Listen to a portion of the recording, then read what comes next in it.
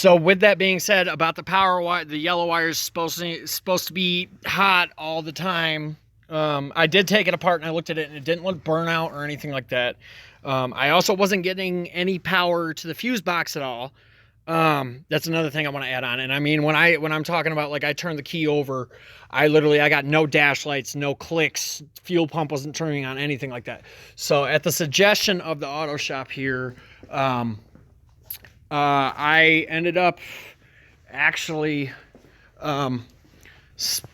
splicing a new wire in, hooking it up to the positive terminal, and then I ran it all the way around through there, ran it through the firewall.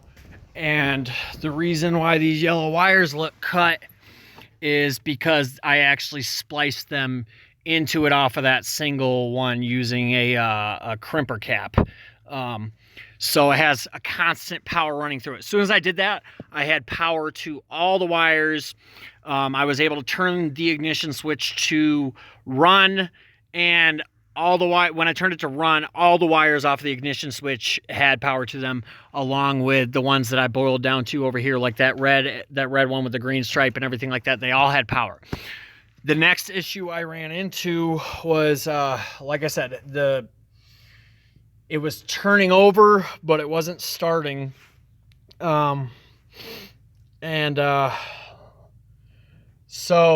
one thing, a side note I want to add about this is, when the surge happened.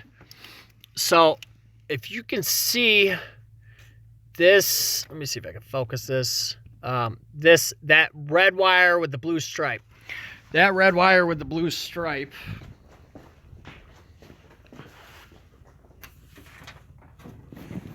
is the same wire that runs to the S terminal on your starter solenoid. It's not really focusing, but the one right by my thumb, that's the one that is connected to your ignition.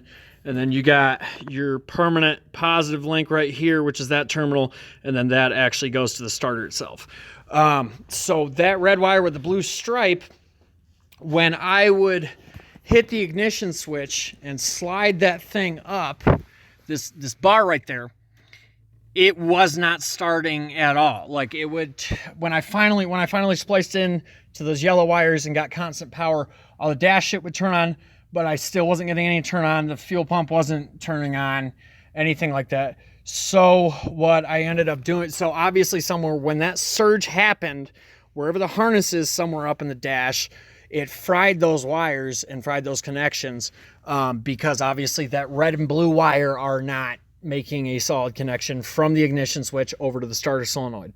So what I ended up doing at the suggestion of the auto shop was I took another wire, 12 gauge, and I haven't finished it yet. I actually have a push button start that I'm going to be installing on it.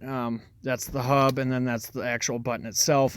I'm going to have to use it in addition to turning the key to actually bypass the wiring system that was already in place.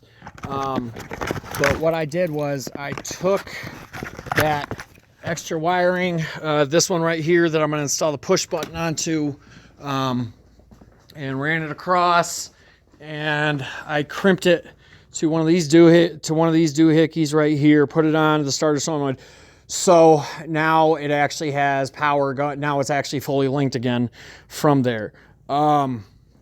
With that being said, so it fried the constant, the wires that are supposed to be hot all the time, those two yellow wires going to the ignition switch, it fried those, and it also fried the red wire with the blue stripe, which actually goes to the starter solenoid, just to reiterate.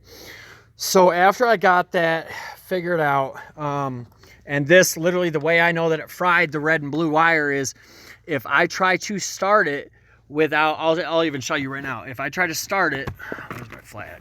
Let's see if I can do this with one hand. If I try to start it, see if I can angle this. I don't know if I can or not. Anyways, okay, so what I'm gonna do here is, like, this is in the opposite. Hold on, I gotta start another video.